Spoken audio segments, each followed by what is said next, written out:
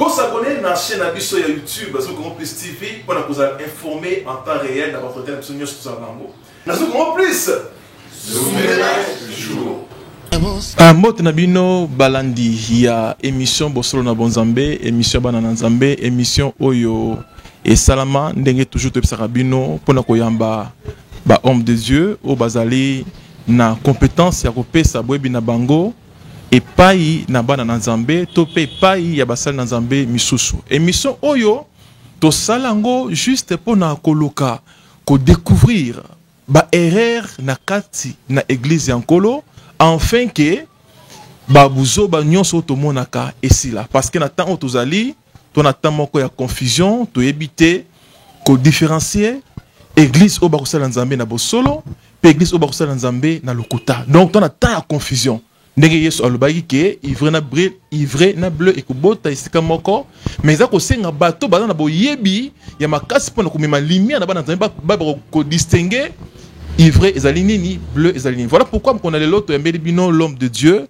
les prophètes Jawili Mbanzasui, Ozali conducteur, il y a ensemble de saints de Kinshasa, Ozoami na Kikwiti, na Nkona na Pascal, na Massina, si je peux dire. Yende Tokosolola na Oitali, si j'ai mon corps très important, Banantepe Bamitunaka, enlèvement, est-ce que c'est la réalité? Paradis, est-ce que c'est la réalité? Millennium, est-ce que c'est la réalité? Voilà pourquoi, avec l'homme de Dieu, n'est solo là. Voilà pourquoi je profite aussi de cette occasion pour na bino bota des gens crédit na ba téléphone na bino continue la biso ba SMS dans Bolanda développement oyo pour tout la bino mituna na bino et ya l'homme de Dieu. Mbote papa Nabiso, prophète. Bonjour, bien-aimé Excel. Je crois que ils allaient pour n'ambala ya liboso to yambio na émission Nabiso Bosolo na Bonzambe. Bandeko ba kolanda yo partout dans le monde na chaîne Kitoko oyo l'homme de Dieu, prophète Moïse Kakucha Télébiso, Kakucha Télévision. Ils allaient pour na ko édifier bana Nzambe. Motuna liboso na ngina tu na mbala moko ils allaient par rapport il y a différence ni aux allez comme on a lelo entre église Yabantoma na église Otakubika na temps Otozali. Merci pour la question. Je salue tous les téléspectateurs qui nous suivent. Nzamba Pambola et Zalandeko Excel qui nous a invités à Pambola initiateur, Yachen, Père Pambola, équipe technique Nyonso. Et réponse na repé Salamoku c'est que na Matthieu chapitre 16 verset 16 jusqu'à 18e verset. Mokolo église, fondateur église Yesu Christ Alobaï qui porte à ce jour des morts et Rosana Makokite likolo église. C'est-à-dire que véritable église Yanzambe, banda et banda. Qui ne gozala enlever molili okota na katite. Néanmoins, ezana ba église oyo, ezobenga église Yanzambe, mais eza église na été. Yangonde ezana ba confusion d'une manière ou d'une autre. Pourquoi la bongo parce que tango Moïse a salaki chandelier atiaki Eliazar a veillé pour que Mouinde Koufate. Dans Apocalypse chapitre 1er, Kobanda verset 18, Sorobanda verset 10, Tina verset 15, Romona, Yesu azotambolo milieu à cette chandelier pour Mouinda ane Koufate. C'est-à-dire que Mouinda o epelaki na mutu ya batoma jour ya Pentecôte, ezalaki ko allumer chandelier o eko Koufate. Mais ezana l'église mususu ebengami pe l'église lelo, soit tozo vérifier par rapport na église ya batoma tout le monde a que wana association ya batu mais église. Ezali associé bato kasi ezali église le prophète Jean-William Banzasui bato mingi selon ba mingi ba koma na ba livre totangaka ezali na moko ba prophète akoma alubi ki église ezali na kati ya mulili donc c'est à dire lampe ici et kufa il faut prophète moko ya temps de la fin aya ko zongi sa église na place nango est-ce que ezali makamba solo mais frère Paul na Galates chapitre 1er verset 6 tina 8e verset a ebisa déjà église il y a Galates abi nazo kamondene bozoti ke évangile po bondima makamusus na lingi kolobate ke évangile musu ezali mais il y a des gens qui vous troublent ceux qui mutoye kote ya bino makamusus kokesana na ona te ya ki ata ange na likolo azala na tem c'est à dire que molili ekoki kokota na église ya Nzambe te molile okota l'église ya Nzambe te parce que mokolo église alobaki déjà que porte à ce jour de mort et rozala makoki likolo na yango te. Et puis église ezana posa ya prophète mombo ya tango ya sukate parce que dans Matthieu chapitre 28 verset 19 ayebisaki ba yeko clairement que bokenda bote ya batu nazana bino kino suka ya mokili. Mais na chaque époque moni Nzambe aben kokotinda ba prophète na chaque époque. Hébreu chapitre 1er verset 1er jusqu'au 2e verset zo répondre biso clairement que Nzambe na tango ya kala alobaki na batata na biso na nzela ya ba prophète mais na tango ya suka alobeli biso par le fils qu'il a établi l'héritier de toutes choses. C'est-à-dire que prophète ya lingomba comme on est Jésus Christ.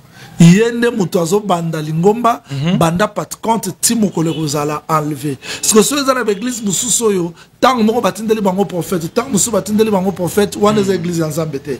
Parce que frère Paul a là clair alobaki que ce prophète mo azo prophétiser prophète mususu azela tournaye. Ce que Moïse quand il prophétisait il fallait tous les prophètes là-bas répéter. Mais Moïse n'a su qu'à prophétie à l'obi, Dieu va vous susciter un autre prophète comme moi. Ce que le prophète Jonathan a l'obi, je suis avec vous jusqu'à la consommation du siècle. C'est-à-dire, ce que les prophètes moussou sous les lots, il faut pas répéter qu'un prophète on a Yesu. Mais ce que les tant que prophète moussou abimi, tant que prophète moussou le biwana, il faut tous en ancienne alliance, mais dans la nouvelle alliance, le prophète majeur, c'est le Seigneur Jésus. Est-ce qu'il y a encore des prophètes les prophètes majeurs parce que l'autre mona prophète majeur prophète mineur nakati ya mokili babimi o azali grand o azali mwana est-ce que différence na pe et ça na nakati ya ministère mais na Deutéronome écriture exact clairement le dit que prophète moko azalaki tel rôle à Moïse. C'est-à-dire que les prophètes sont sur l'ancienne alliance, ils ont répété Moïse.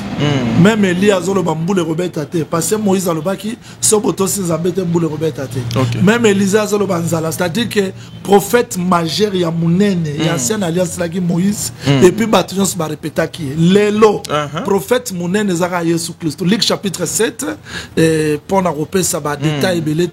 Tant que Jésus soit sécuici, moi, il y a Vevoana, Matunyo Suyamboka Bagangi Balobi, un grand prophète est apparu au milieu de nous. Dieu a visité son peuple. Donc le grand prophète, c'est Dieu lui-même, c'est le Seigneur Jésus. Wana olobi ango par rapport à Nkolo Yesu Masia, mais le Lonatan Otozeli Kolongola Yesu Masia. Il y a aussi des grands prophètes, il y a aussi des petits prophètes par rapport à ministère. C'est autant là. Parce que dans le monde, prophète en église, il y a 15 000 membres. À l'église, il y a 250 membres. Quand même, moi, différence. Même un miracle, au moment où on a quand même un miracle, ils ont belé, les prophètes, ils ont belé. Mais, on est nous clair. Prophète majeur, les lois athées. Parce que Ephésiens chapitre 4, verset 11, il a fait les airs comme prophète. C'est-à-dire, ceux qui l'ont montré prophète, le roi prophète Jean-Willy, Azara a comme prophète. C'est que prophète, il y a solo Yesu, Nyon Sobatikali Baza comme prophète. Sauf que Nzamba Pessi Moutoura Moutsu, mesure de grâce. Parce que mesure de grâce, on est salué au prophète majeur. Ozaka ka loko la prophète pour prophète ya sur les Jésus Christ. Et puis il faut comprendre parce que frère Paul dans 1 Corinthiens chapitre 12 verset 28 azolo ba clairement le dit que mouton sont dans la makoki ça la miracle té mouton ça prophétiser té et ça ba diversité ba capacité on zamba pesi mouton na mouton mais nous sont des habiter ni anzoto qui forment un seul corps qui est le Seigneur Jésus. Donc ça on a comprendre bien on kolba ke ezala na pasteur oyo ana église à 10 000 membres ezana o ana église il y a 5 personnes, c'est barandenge moko. Barandenge moko liboso ensemble parce que muto dans l'église il y a 15 000 membres, cela ne veut pas dire que yenda za spécial kolekate. Nzamba osala ngolu na mutu na mutu ndenge alingi. Voilà, wana tozali awana le prophète Jean-Willy Mbanza surtout ko développer un sujet très important. Déjà on a qui introduction na biso. Je salue les gens les prophètes Moïse Kakou jusqu'à Zouami na bana restauration nyonso bambote na bino sans oublier bandekuni subana régie kuna tomoni papi tomoni Joël ndécodage sec tomoni Luison tous vraiment ensemble na bino. Alors l'homme de Dieu to côté ce qu'on a vécu il y a si jeune abisso ta ko solo là bana nzambe mingi balobaka qui enlèvement ezalaka lokuta paradis ezalaka lokuta millennium ezalaka lokuta na yebite yo lokola mosakoli oko ça va na nzambe nini d'abord par rapport il y a makambo yo ba tanga na Bible mais jusque là non ba monango te. Une très belle question. Moi, je crois que ceux qui battent bazomi tout na bon eza po bateyami mabe. Ceux qui mutateyami malamu a posé ma question en até. Batou bateyami mabe, c'est-à-dire batou baza banda le 1er janvier le 31 décembre Zara venir recevoir les miracles, venir recevoir la guérison, lolo lobi opambolama, lelo robala, lelo rosala boeme. Bazote Yamate, yango na 1er Corinthiens chapitre 15, frère Paul, azo répondre na mutuna na 1er Corinthiens chapitre 15, sur bandi na verset 20 jusqu'au 23e verset. Ndeko Paul azali koloba, soki tondimeli Yesu, kaka pona vie nous sommes le plus malheureux. Toli atomela pour le bito okufa. Mais tondimeli Yesu parce qu'à part vie oyo, eza na makambo susu frère Paul azobenga na Romains chapitre 8 verset 18 azotal sabato clairement que ba passe alele rokokanate na kembo ekoya na sima. Et na 2e Corinthiens chapitre 4 18 2e Corinthiens 5 1 azolak sabato clairement que soki tozon dimela Yesu Christ ka pona makambo yo toza bato moko malheureux parce que tante na biso véritable zale. Je réponds directement. Tina ya évangile, tina ya kondima la biso eza makambo utikoloba, enlèvement de l'église. C'est-à-dire que frère Paul dit, si Christ n'est pas ressuscité, notre prédication est vaine et votre foi est vaine. C'est-à-dire, tondimeli Yesu kaka poto bala to zoba mbongo to voyager te. Avant Yesu aya na mokila kuta bato babala babota bazwa bambongo mais tondimeli Yesu poto zwa eloko mokile koki kopesa te. Eloko mokile koki kopesa te, c'est la vie éternelle. Oh, cette vie éternelle est basée sur de l'espérance. Et l'espérance, ce sont des promesses que vous venez de citer tout à l'heure. Je précise, il y a l'enlèvement de l'église. L'enlèvement de l'église, c'est du faire avec le règne millénaire et c'est du faire avec la fin du monde. Dans 1 Thessaloniciens chapitre 4 verset 13 jusqu'au 17e verset, le frère Paul explique clairement sur l'enlèvement de l'église. Il dit ceci, alors pona ba oyo ba kufikat na kolo, l'église ya Thessalonique na lingite bozanga elikia, afin que vous ne vous affligez pas comme les gens qui n'ont pas d'espérance. Mais le Seigneur lui-même, au cri des commandements, ici j'utilise la tradition d'Arbi, le frère Paul parle de cri des commandements, à la voix d'un archange, au son de la trompette, les morts en Christ ressusciteront premièrement. Et nous les vivants, restés pour l'avènement du Seigneur, nous n'allons pas dévancer les morts en Christ, ils vont ressusciter premièrement. Et Torozalanabango ensemble enlever. C'est ça l'enlèvement. C'est-à-dire l'enlèvement c'est diffère avec les retours glorieux. Et l'enlèvement c'est diffère avec les règnes millénaires. L'enlèvement c'est quoi au juste? Parce que notre évangile explique la danse des deux cœurs. C'est-à-dire que Makambo Tozomo la leleza dja Makambo et Salama. Dans Genèse chapitre 5 verset 22 jusqu'au 24 verset, le texte dit que Enoch marcha avec Dieu et il ne fut plus. C'est-à-dire Nzambe azwaki Enoch, il avait enlevé Enoch avant jugement ya nakati ya mokili. Yango tozo profiter mbala moko yebi sabana Nzambe que coronavirus c'est pas la fin du monde parce que l'église est encore sur la terre. Nzamba koki kotika Enoch te à l'écran déluge parce qu'il faut que Enoch soit enlevé premièrement. Mais tout ce que nous vivons, ce sont seulement les douleurs d'enfantement qui annoncent que moi, si Azapemben Yarobo Tamokili Yasika, Elikia Yasika. Je veux dire que l'enlèvement de l'église, c'est du faire avec les retours glorieux, les règnes millénaires et la fin du monde. Parce que, vous allez voir, on parle de l'enlèvement. L'enlèvement, c'est-à-dire que, et là, au moins, il y a un secret. 1 Corinthiens. Pour ceux qui me suivent, 1 Corinthiens chapitre 15 verset 52 jusqu'au 54 verset, ceci explique Genèse 34 1. Tango Jacob asisi Moussala, Genèse 33 plutôt 1 2. Tango Jacob asisi Moussala, azu mwasi na Léa Rachel, bana banyama akimi. C'est ça l'enlèvement. C'est-à-dire que Jésus-Christ est venu sur la terre, il a travaillé pour un peuple qui s'appelle l'Église. Acte chapitre 15 verset 14, il a jeté les regards parmi les nations pour faire sortir du milieu d'elle un peuple qui porta son nom.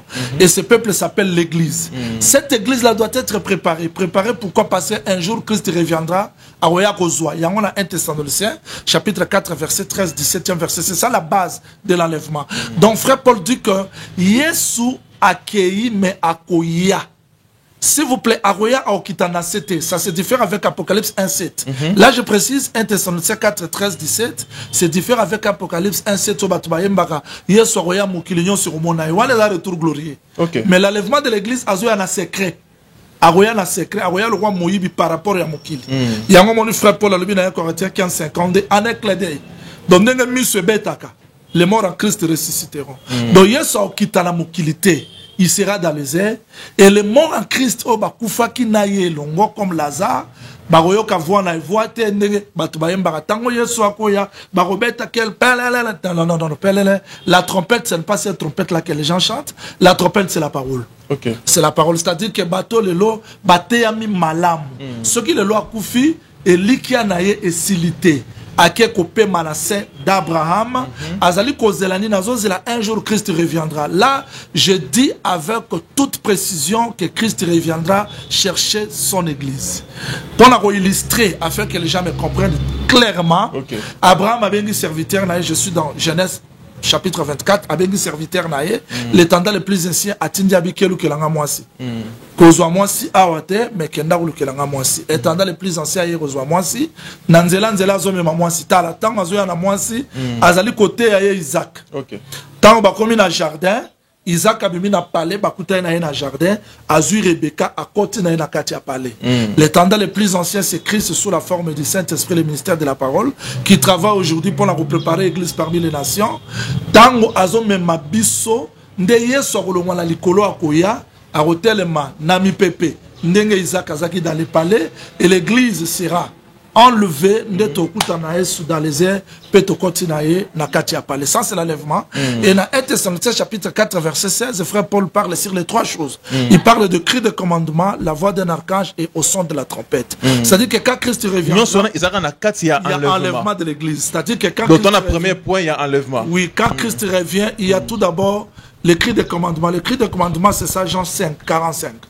Jean 5, 25 plutôt. C'est-à-dire les morts, baroyo ka voix peu barosé quoi. Et le son de la trompette, c'est ça, 1 Corinthiens 15, 52. Ndenge trompette, c'est bandai gozong sabato na Lévitique 25, 7, 8. Et zozong sabato, bazagina boumbu.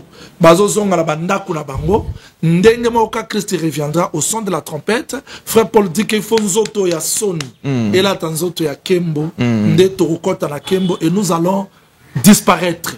Je précise que l'enlèvement de l'église, c'est pas la fin du monde. Mokile continue, mais Christ reviendra prendre son épouse à Kenaïe dans le palais pour fêter. C'est-à-dire, on a toqué un festin des noces. Et c'est ça, l'enlèvement de l'église. Vraiment, aussi, Koyoka exposé, il y a les prophètes, Jaoul Mbanda Suina, où est d'abord, premier point, où Simbi, il y a enlèvement de l'église. Bana Nzambe, ce Bwana Mituna, Basala Nzambe, Botin de la Bissou, Mituna Nabino na SMS, Torzon, il répond à répondre par rapport à ce que Otozanango, et Tumsarabana Nzambe. Alors, l'homme de Dieu, notre Koyo Koloba, Kotalisa, trois éléments, Ozakolekana, 4, il y a enlèvement. Au lobby, il y a les bosso, Ezali, cri de commandement, voix d'un archange, son de la trompette. Alors, cri de commandement, au-dessus expliquant Ezali, mort, en Christ, c'est quoi? Le son de la trompette, c'est le changement du corps. Et la voix d'un archange, Apocalypse 12, 7, explique comment est-ce que archange Michael combattait avec les dragons. Les dragons ne furent plus vainqueur, ou bien sa place ne fut plus trouvée dans le ciel, il est descendu pour se carner dans la bête. C'est-à-dire que quand l'église est enlevée, avant que l'église soit enlevée, il y a tout d'abord la résurrection et puis le changement du corps. C'est-à-dire qu'il faudrait que ce corps soit transmué. Donc ce corps mortel doit revêtir l'immortalité, ce corps corruptible doit revêtir l'incorruptibilité.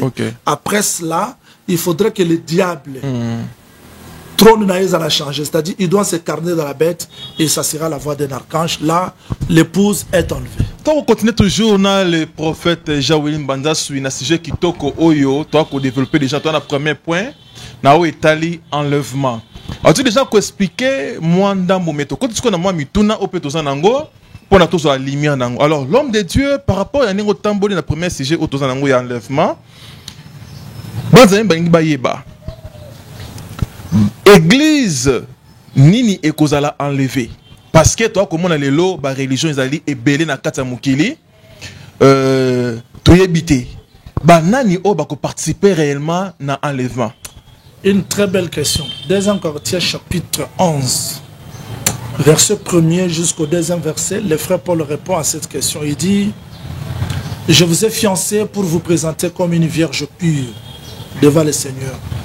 De même que le serpent séduisit Ève, j'ai peur. C'est-à-dire que l'église a enlevé face à la vierge pure. Vierge pure. Vierge pure, c'est-à-dire une église baptisée du Saint-Esprit. Ephésiens 4:30. N'attristez pas le Saint-Esprit dans lequel vous avez été scellés pour le jour de votre rédemption. Le jour de la rédemption, c'est le jour où ce corps mortel aura à revêtir l'immortalité. C'est-à-dire que l'église est baptisée dans le Saint-Esprit, l'église est moutouté, mais en Zambé, pour Zambé, l'église est moutouté. L'église naïe, où il y a la vraie parole, enseignement, les gens qui vivent la sanctification, et puis où il y a mis malam. Quand je parle de vierge, c'est-à-dire que les gens prostitués par exemple aussi. Prostitués par exemple aussi. Mais quand on parle de la virginité, c'est-à-dire qu'une église enseignée, où il y a l'ami qui était à Mabé et Kota Nakatite. C'est ça. L'épouse vierge, et bon, l'église au bas côté, il y a miracle, bas côté, il y a prospérité, bango bas participer na enlèvement. Miracle, ça, il y a Marc chapitre 16, verset 16 jusqu'au 18e verset, Jésus-Christ est clair, il dit, allez prêcher la bonne nouvelle, celui qui croira qui sera baptisé sera sauvé, celui qui ne croira pas sera condamné. Voici les miracles qui accompagneront ceux qui auront crié. Miracle, ils allaient accompagner Batobandimi de l'Obayazambe. Mais le problème est que kosuka kaka na rote ya miracle te. Il faut batubazo lité ya solo. C'est-à-dire que lité ya oyo ezopesa mutu makoki ya ko discerner mabe. Eza mutu ndi makaka te ke nzamba za bisika nyonso. Parce que la Bible le dit, si kami balemi sato basangani naza akati na bango. Omoni ke nzamba za bisika nyonso te.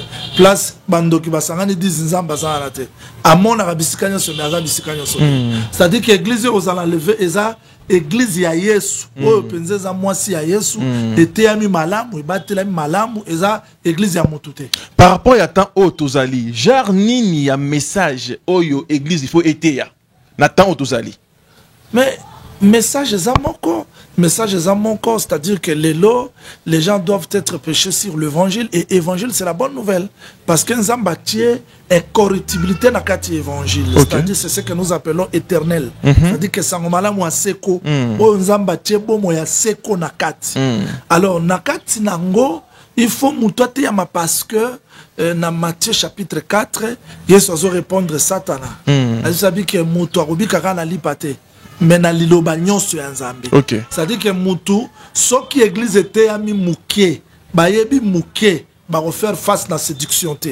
Parce que à part masumu tozapela ba mate ya mususu ya mabe ezotambola. So so mutu ate ami mabe, aza lokola fille ya prostituée, oya ondimalité ya moko ezangatina. C'est-à-dire lité roté yama, il faut pesa batu boyebi sur tous les plans.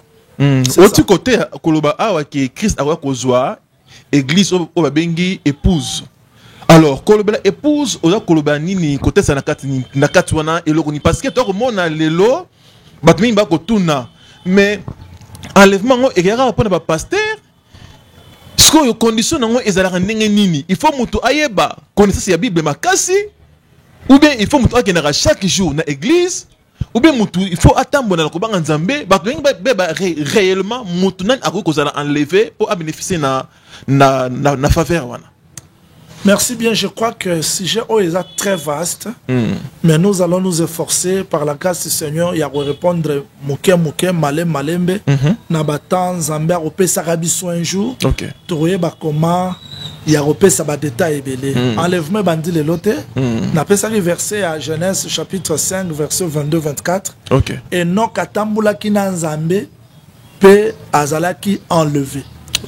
Donc, Moutoupois en a levé Fatambula Nzambe, Nzambe liteya. On attend Enoch, l'église, Basambe lipe Bazalaki. Mais Enoch Azaki na liteya ya solo ya Nzambe. C'est-à-dire, Nzambe soit lingi batope sakabango motema na ye. Explication à makamunyo sur Ebumbama. Parce que Moutou akoki kobika te ndeko. Excel pe balandi. Parce que les gens, Basuka Kaka, Dieu a tant aimé le monde. Il a envoyé son fils, mais ils ne comprennent pas le fils c'est qui. Le fils c'est quoi? Le fils c'est la parole. C'est-à-dire que Moutolobaka na yambi Yesu na ignorance. te koyamba yo c'est-à-dire que kozwa secret ya nzambe parce que moto azokoma mwana ya nzambe soka andimi yesu azozwa vie éternelle soka andimi yesu. Jean chapitre 3 verset 16. Okay. Mais tosuki wana te il faut qu'on m'attende à Jean chapitre 6 verset 40. La vie éternelle que quiconque voit croit au monde to komi le kambo ya ko mona pe kontima to poussa na Jean chapitre 17 verset 3 la vie éternelle que les gens te connaissent, c'est-à-dire vie éternelle ezana boyebi ya kokoka sikoyo mutoyo ayambi yesu mais azana boyebi ya kokoka te voilà akopesa maide association na mate ya mabe na bavant abikite yango moni Paul abisaki Timothée. Veille sur toi-même, sur ton enseignement, pour obibikisa, pour obikisa batunyonso bazolanda yo. C'est-à-dire que muto ya kozala enlever eza épouse dans le rôle Esther, oya batela kilité ya Mardoché, ata bilenge basi mususu babandai ko lukabilo comme ye misune zaki na trône. C'est-à-dire qu'aujourd'hui, la véritable église, c'est une vierge. Quand je parle de la virginité, c'est-à-dire que Maté Amabé Amokile aussi mbaete. Ok. Azana capacité à roloba non na Maté à lokuta. Deux. Azali komibate la, c'est-à-dire que Moli Momo Santu Asuki Sakana na mutute à côté pe na mutema azalo ko la caché. Je fais la différence entre les dons du Saint-Esprit et le fruit du Saint-Esprit au singulier. C'est-à-dire que mutako qui ne reparler à langue mabikate mutako qui peut resala miracle mabikate Judas asala pe miracle mabikate zaki démon. Mais le fruit de l'esprit au singulier, c'est-à-dire la vie de Dieu dans l'homme, c'est ça l'empreinte, c'est ça le cachet, c'est ça le sceau oyo mutako mi na nature ya bonzambe. Et bon ce qui mutako mi kotambo la peut-être anzimeli nzambe azui mo santu c'est que ceux qui asali les sumu azana droit ya kozala enlever te. Bon, il faut tout d'abord comprendre les sumu zanini. Pour 1 Jean chapitre 3 8 9 moi nzamba sumu karate. Moi nzambe asumu karate. Moto na semence nzamba. Mosakoli. Moto na semence nzamba sumu karate parce que le sumu c'est l'incrédulité. Écoutez, tous la différence entre les œuvres de la chair. Omoni moi na nzambe akoki akosa mais asumu kite. C'est-à-dire que Bible est commis etangi kombo il y a du sumu. Celui qui pêche n'est pas de Dieu. Yango nazo préciser. Nazo préciser omoni na 1 Jean chapitre 1er parce que wana il faut que na pesa bato lumière. Omoni na 1 Jean chapitre 1er verset 8 9. Frère Jean Zoloba, ce tolobi que toza li sumute, toza bakos, vérité dans la carte la bisote. Asuki wana te 1 Jean 2 1 2. Alors biso to sumu ki toza na avocat liboso ya nzambe. OK. Asuki wana te avancer na 1 Jean 3 8 9 alobi motabota mi na nzamba sumu karate. Omoni? OK. C'est-à-dire que toza na nature. Toza na excel mutu. Soka le biazangi le sumu aza mutu alokuta. OK. Mais ce qui excelle à sumu ki avocat mo aza Yesu Kristo. Siko sima excel kozo avocat wana. Abota mi mbala mi bala zu nature ya nzambe. OK. Yango moni Yesu ebisa ki femme wana oya adultère obi kende kosumu kalisuste. C'est-à-dire que moi na nzamba koki ko trébicher ko beta libaku. OK. Na fingi nzamba yokela ngama. Asidiki boye nzamba yokela ngama. Aoze la ta na l'église po ba bisae tobele la sko makila te. Aza déjà na semence nzamba na carte na o lisumu ezo vanda. Oyo ezali ko convaincre na lisumu. Yango moni Ephésiens chapitre 4 verset 27 frère Paul azolo ba clairement azolo ba bi ke soko zui kanda osumukate. Omoni ozui kanda mais osumukate. C'est que kanda zaka lisumu te. Eza posé nzoto mais muto aza na Saint-Esprit muto ateyami. Tanga zui kanda elie mais akosumukate. Vraiment. Ça dit que semence ya bonzambe ezali ko pese makoki à se purifier à chaque fois. Mais un pécheur c'est un incrédule. Mouton ça là qui nous m'a besoin incrédule. OK. Azoyoka donc souci à répétance. Donc ça c'est eloko moko te. Moi na ya nzambe oyaza né de nouveau. Akoki ko beta mabaku mais aza à l'aise. Ça dit le sumo za na kati na été. Parce que azoyoka eloko moko ezoyebisa ke. Motuna pe ezaki na kati na l'homme de Dieu pour na au continuer, ezaki que pour mutu ayeba ki akozala enlever. Après bango ndenge. Mais yango nazoloba c'est-à-dire tozana omoni mutu tanga azoyamba Yesu azoyamba lite ya solo tozana biloko mibale. OK. Molimo ya moto ezali kobika nzoto na efe kufa. pose anzoto fe kufa. C'est-à-dire il y a la mort et la résurrection. Si quoi muto ya koye bakazali enlevé, aza épouse, aza moisi. Yango na bandela kiawa pour na pesa avec toute précision pe lumière. OK. Tango Jacob azozo Léa Rachel na bana na ye. Azo bisa banga lobi ke tokonde pa ya papa. Batu ya mboka ba yeba kite. Et là, le roi Yesu, tant qu'on mata à Jérusalem, na ngomba ya olive, na acte chapitre 1er, verset 11 à 13, tant qu'on mata, batu à Jérusalem, mobimba monaki était à mata. Mais épouse ne a monaki. Ça dit que l'église était dans un secret en Zambie. Et ressemble avec précision et exactitude. Bazan a Saint-Esprit na kat na bango, bazan a lité à solo soyez, bazan enlevé. Bakozala enlevé, tozali na prophète Jean-William Banda si wazali mokambi ya assemblée de ces de Kinshasa où ils ont mis na Kikwiti kuna na Njili, yana Njili na Pascal. Alors bana nzambe botina le biso ba SMS na bino basana nzambe pe ceux qui boana besoin ko participer na émission oyo bobenga na abonnement ozali affiché wana ba de bako na biso na nzela ya YouTube bo s'abonner à chaque fois pour na kozala informer en temps réel na ba émission torosala à chaque fois na basana nzambe pour na kozwa édification. Alors papa to kelmale meleme na suka mutuna msu ezali que basini nini oyo bato bakoyeba ke koya na nkolo Yesu Masia ekomi peme. Très belle question.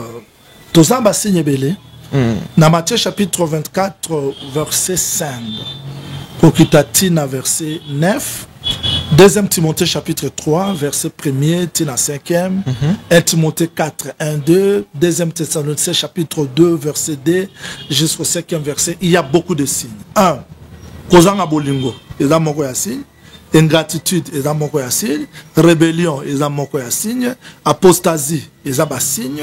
C'est-à-dire que séduction, le côté na kati ya mokili. Là, le frère Paul est clair. Il dit que en ce qui concerne notre avènement ou bien notre rencontre avec le Seigneur, nalingi bozala ébralete dans votre bon sens, soit d'une inspiration ou d'un message qui semblerait venir de chez nous, comme si le jour du Seigneur était déjà là. Il dit, il faudrait qu'on ait vu auparavant l'homme du péché s'asseoir dans le temple et se proclamant lui-même Dieu, mais à préciser, vous savez ce qui les retient. C'est-à-dire qu'il faut que Saint-Esprit na épouse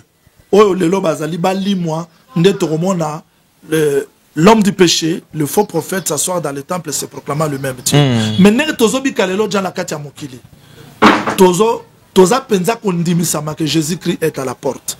Parce que si nyon so pesa ki ekokisami.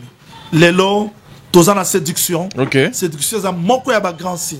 Il y a des gens qui se sont proclamés les prophètes, des messies basés belé, lelo na kati ya mokili, séduction comme makasi, et lité ya solo ezoli moi et landa lelo romona ke le vrai serviteur de Dieu donc bikutu bangote bato baote ya lité ya na lingolo bateke moté nyonso ayebani azala lokutate ezan bato bayebani pe ya solo bazali. Mais séduction et donc et attirer Batou vers le mal, et c'est ce qui fait que bisotozon ndima que tant makambo ezo koma, nous comprenons que Jésus-Christ est à la porte. L'homme de Dieu tant qu'on dit qu'il est vraiment na souka ya émission na biso tout ce qu'elle est juste na quelques questions o to ko senga na bandeko pe batindela biso to retourna yo na mikolo Israël koya. Est-ce que ils en a bateau nzambe a destina pour na enfer ou pas? Non, Kolobaïza bateau Nzamba destiné pour enfer, c'est un peu trop dur. C'est un peu trop dur, c'est-à-dire que. Pour comment hein? À ça, je suppose un jour il y a malheur. Et là, pendant les bateaux, on comprend la bonne côté. C'est-à-dire que Nzambe na préscience naïe. Aébi déjà que Excel a disposé à rondima, tout est rondimaté. Mais l'ingénieur bateau que Nzamba destiné bateau musuka à bon côté. Le col souverain a dit déjà que Pharaon a libéré. C'est quoi il faut vivre à Pharaon et ndi misake a mérité jugement. Nzamba za injusteté. Nzamba teli batu mabe pe malam. Opona malam. Mais ebi ke oyo a opona mabe. Yangana bazolo bezana ba vase destiné à colère. Ils ont la sens mais ce qui c'est comme Noé. Awa nazo répondre mbala mongeza le roi Noé mbule lingebeta arche fungwami so to moni ba lion bazo que dans la direction ya arche to comprendre que baza destiné pour la vie Mais si tout le monde est dans la lion mususu, ba kimi arche, ba kenanzela mususu, on comprend que oh baza destiné pour la vie. OK. C'est-à-dire que les lots tout le monde mutu a destiné vers la sanctification, parce que la porte de l'arche, un homme a dit je suis la porte. C'est le Seigneur Jésus-Christ. Tous on comprend que oh a destiné pour la vie éternelle. Vraiment, donc il y a souka pour clôturer l'homme de Dieu. Est-ce que après enlèvement, vie et que continue, Saint-Esprit et Kozala ou bien Kozala ndengeni?